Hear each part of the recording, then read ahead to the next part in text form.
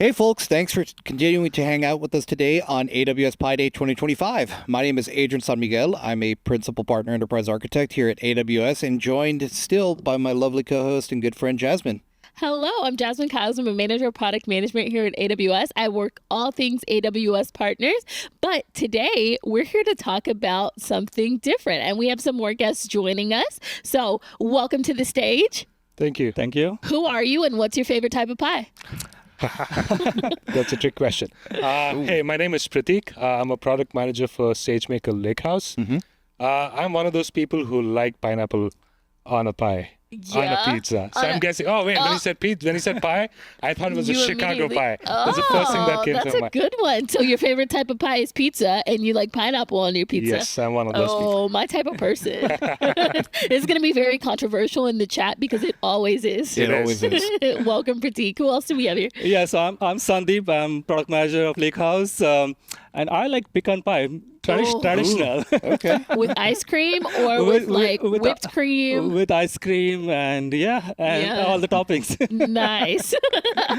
Awesome. So you've already given it away. You're the SageMaker Lakehouse team. So tell us about SageMaker Lakehouse and what you've been doing with customers. Yeah, sure. So SageMaker Lakehouse launched last year at reInvent, and it is a unified, open, and secure lakehouse for all your data and AI applications. So we have been on a journey of introducing new features since last year. Sandeep, do you want to talk about what we're doing today? Yeah, so today we are really excited to talk about the launch of S3 tables integration with the Lakehouse. So now it's just a single click of the button from the S3 console. You can now go to the SageMaker console, and SageMaker Lakehouse allows you to kind of look at all the S3 tables data and join those with the data from other sources. And we are also excited to launch two new additional data sources. So those are the SQL Server and the Dynamo Document DB. The customers have been asking us to support more data sources, and we are excited about these two data source launches as well. Yeah, that's exciting. I love hearing about, what it is that you've been doing and how this launch has gone since reInvent and how it's continuing to evolve. But we have a poll for you. So if SageMaker Lakehouse was a superhero, its superpowers would be... So select an answer for us and we'll come back to it at the end. I have an idea of what it would be. It would be, knowledge and connecting everything together. We keep hearing about adding different data sources. Customers have been very clear that they want to use this as their, the mythical single pane of glass, but we're getting a lot closer to making this a reality. Is that about right, gentlemen? Yes. Awesome. I kind of have a bit of a sharp opinion here. But for the sake of chat and for everyone else, what were the challenges that helped guide you in this direction, and specifically working with these sorts of data sources? Really wanting to hear the challenges that folks are having with what is really, as best described, as fragmented and kind of just scattered to the wind sorts of data sources. Yeah. So, up until this launch, when we speak to customers, they would tell us that they have data in their data warehouses, in data lakes, in external databases as well, operational stores. And putting together an analysis would take a lot of differentiated heavy lifting. So they need to move data from one place to the other, manage ETL pipelines, and all of this kind of, the time to value for some of these analysis just keeps increasing. So that's the first customer pain point that we wanted to address. Okay. Bringing down that cost of operational burden and reducing that time to value. And secondly, making sure that data is always open, accessible from an open interface, and a single governance layer manages data access to all tables that is there in the Lakehouse. That is fantastic. Something that you made mention, and it's something I get a lot of questions about. Do you actually have to move your data to the Lakehouse to use it? No. So Elaborate. Yes. So that's one of the key value props for this for the Lakehouse. So the data stays where it is. So take for example Redshift. You have production warehouses for your analytics workloads in Redshift. You can keep those tables in Redshift today, but only copy the metadata into the Lakehouse. So when you're analyzing your Redshift tables, the data stays where it is. but all kind of encapsulated within the Lakehouse. Yeah, and just to add, with this launch, we expanded the scope, right? So, Lakehouse typically means your data lake, the kind of part of the lake, and then house typically means warehouses. We have expanded it to cover a large number of data stores the customers have. Like they have, data in DynamoDB, MySQL, Postgres, and we added a support for those, including the two new ones we added, DocumentDB and SQL Server. Also, the third-party sources, right? So their data could be in Snowflake, could be in BigQuery. So as Pratik mentioned, the data stays where it is, and we provide the kind of unification for the engines to access those data and start querying and joining and really getting the insights from the data wherever it is. Yeah, I love that you can get the insights from multiple data sources where they already are today. And, Exactly. that helps speed up productivity. You're not having to say, oh, I need to move it here. I need it in this format and all of that. So, can we see some of this in action? Absolutely, yes. All right. So, what are we going to be talking about? What help set the stage for chat and for folks in the audience that may be coming in a little bit cold or never heard of SageMaker Lakehouse? Yes. So, just a quick recap. SageMaker Lakehouse is the unified, open, and secure lakehouse for all your data and AI applications. And we're going to be looking at one of those examples. We're going to take an example of Carco. We have all bought a car at some point in time, and we have all been part of a marketing campaign where someone's selling us a car. So we're going to look at, behind the covers, how that marketing campaign is put together. Would love to look at it. Yes. So what I have here in front of me is the SageMaker Unified Studio, which was also made generally available yesterday. This is the unified development experience for both data and AI in AWS. Okay. And I'm going to walk through three personas here. So Alice, Bob, and Charlie. Okay. So Alice, Bob, and Charlie, all three work for Carco. Bob is the marketing analyst who needs to put together a marketing propensity list. Alice is the data admin. Okay. And Charlie, I'm going to let Sandeep talk about Charlie in a while. So, Okay. So what you see here is, a view of what Bob would, see when he logs into SageMaker Unified Studio. He has a project. He goes and clicks this project. And then he has access to a few resources within the project. Of interest here is a marketing propensity list, and this is an analysis that he needs to put together. Well, he has access to customers table in S3, but he needs access to tables in Redshift, and he needs to reach out to Alice. He wants to query both S3 and Redshift tables all within this one unified studio experience, and you can see Lakehouse right there, where it catalogs all your data sources all within that single pane of glass. So let's, we'll get back to Bob in a while. Let's go back to Alice's view. Alice today is the data admin who manages data in Redshift in S3 for Carco. If you kind of log back into Alice's experience here, there are multiple namespaces in Redshift that she manages. Of interest here is car sales DB, which she wants to share with Bob. With a single click of a button, she can register it to the Lakehouse. Easy as pie. Easy as pie, right? Once registered to the Lakehouse, it shows up as a pending invitation, and Alice can go in and approve that as a catalog. And you can see here there are multiple pending invitations which you can choose. Once it is accepted, it shows up as a catalog. Now, a catalog can have multiple tables, right? Like you have supplier information, sales order, customers. But Alice doesn't want to share all of it with Bob today. She probably would want to only share sales order and car for the analysis that Bob is conducting. Yeah. And chat, let us know what your first car was, if you had a car. Mine was a 97 Cavalier, and it was a hunk of junk, but sorry, I digress. Oh. And so the final, I think the secure benefit that we were talking about in Lakehouse is you can grant fine-grained access controls over your tables to like a persona like Bob. So in here, when you go to data permissions, you can select the catalog, the specific database, and all the way to tables and specific columns that you want to grant Bob access to. So here what we can see is Alice wants to only provide select and describe access to the two tables that Bob asked for. And again, once you click grant, all of those show up under sales schema in Bob's view. So I'm back to Bob's view here, And these are the only 2 tables that he can see. Now let's go back to his marketing analysis. We see here car data, which is part of the Redshift namespace. And Bob does have access to it. Yes, the demo gods are with me.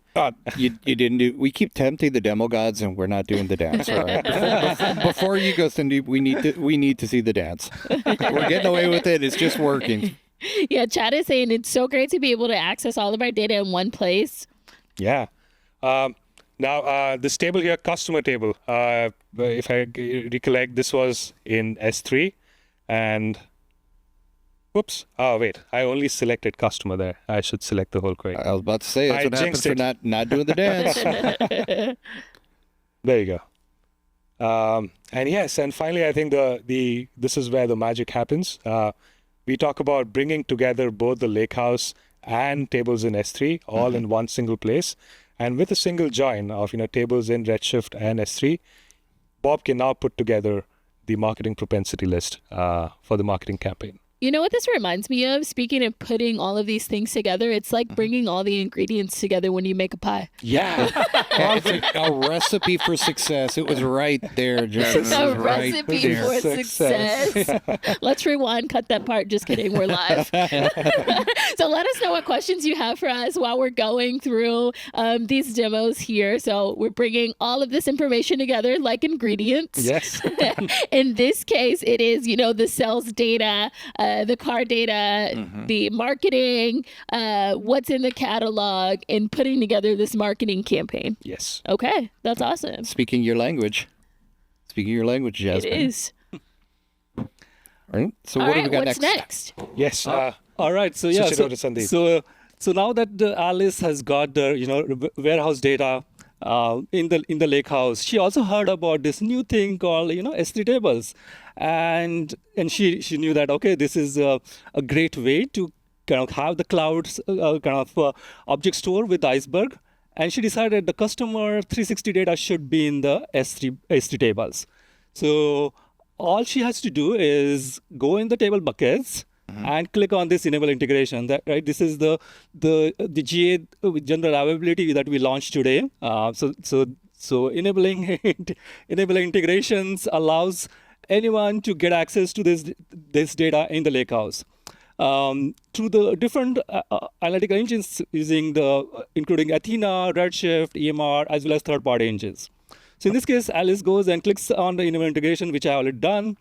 To get it in the SageMaker Studio, she has to do one more thing. She has to go in the SageMaker Studio and create a project, right? So she knows that Bob is from the marketing team, so she created a marketing project. She knows that Charlie, who's the new person now we'll introduce, is a sales guy. So we created a sales project. Alice created a sales project for him. And then the third thing she has to do is provide access to particular project, right? So she goes in the data permissions, which is the admin console, and she provides the access. In this case, you can see that she provided access to this particular marketing. She can do it at a catalog, database, and even something like cell filter. That means she can do it at a column or row, even at a cell level. Interesting. It actually plays right into a question we got from the chat. Would it make sense to choose SageMaker Lakehouse if the enterprise is looking for a centralized data layer with centralized governance instead of a data mesh or a data fabric? Is that about right? Yeah, absolutely. So the SageMaker Lakehouse is combination of bringing your data lakes, whether they're in general purpose buckets, whether they're in the S3 tables. So you can create the data mesh using Lakehouse. And the good part is now you can also bring the warehouse information as well as the different data sources in. So yeah, it brings the data mesh plus to this. Yeah. Awesome. Thank you. And you can share the data with other accounts. So we have been sharing it with Bob and Charlie, who may be part of the same account, but they very well could be in a different account. So that's the vision of a data mesh, where you could have multiple accounts that you want to share data with. Yeah. Yeah. All right. So going back to the demo. So now that Alice has got the S3 tables in the Lakehouse and added Bob to the marketing project, Bob is super happy that now he has like a unified view of all the data. Like you can see the data of S3 tables right here. He can go and there's a query that I wrote. I'm just going to run all here, Okay. and then he can see the data which is even from Snowflake to all the way to the Redshift to the DynamoDB, MySQL, Postgres, and a lot more. Right, so that's available to the Bob, and Bob can see that the data that from the customer that Alice created, customer table, is already available to him. If that includes the customer information, he's more interested in the information like customer service request, right? Because he wants to know, okay, what happened with the service records and if there are any issues with the customer. But this table does not tell which customer it is, right? So it's not actionable. So he has to join this data in DynamoDB with the data in the S3 tables, and that's the query he wrote, which allows him to see that, okay, Alex Smith is probably the person who has a lot of issues here. That kind of looks like my truck service history. I'm not gonna lie. So being a good marketing person, he needs to kind of go and give some marketing coupons, and keep Alex in the fold, right? So the value of it is kind of bringing the different data sources and generating insights from it, right? Which was earlier not possible. Let's go to the last persona, which is sales persona, right? Like if we go to Charlie, right? Charlie now has been added to the sales project, right? So you can go to the sales project, like how Charlie will go and see it. Now, when Charlie goes to the Lakehouse, he sees only some portions of the Lakehouse than Bob, right? Which is because Bob has access to a lot more, but Charlie, being the salesperson, may not need all the marketing related information. So you can see that, okay, I'm going to run the query here, but you can see that, okay, he can see the customer, right? And he can see the customer service request, but Alice has decided maybe Charlie just need access to name and email. It doesn't need access to, the age and address. This sounds a lot like role-based access control. Role-based, column-based, cell-based, exactly, right? And then but then same power applies. Like Charlie can go and join the data from the, again, customer service request and find that Alex Smith is still the guy. He needs to go and make sure sell, right? Yeah. And so he was able to find the email, find that information about like what kind of problems he's facing, and whether we handle that, and maybe there are some things which are pending. And it's probably Charlie needs to call Alex, right? Make sure he's happy. He's happy and his transmission doesn't fall out. This is probably the last question that we have time for, but Squared512 asks, so it can help track behaviors or login issues for the customers? Yeah, so the customers can create the tables and start kind of look at those tables and kind of understanding the changes. We didn't talk about this, but we have in Lakehouse, we earlier talked about S3 metadata, where it is the things are changing. Those show up in the Lakehouse as well as the iceberg tables, right? So customer can look at it and see the data changes. Yeah. Awesome. We're right about at time, gentlemen. But before we go, is there anything else that you'd like to leave at the chat to go and get started? Some advice, where to potentially go look up some more information? Yeah, there are a couple of great blogs that have gone out this week. So how do you get started with S3 tables, with the Lakehouse, and many other third-party engines that you can now connect to. So we do recommend go check out those blogs. Yeah, and just today we launched this news blog which shows the integration. The demo that actually I showed is available in the blog. You can go and try it out. Yeah. Awesome. Well, we are going back to the poll here. Let's see what the answers were. And we see all of the above. Great. GG's chat. That's pretty much exactly what we were looking for. But we're about out of time here. Thanks so much, gentlemen, for hanging out with us today. Folks, stay tuned. We've got some more great content for you. Don't go anywhere. I know I won't be.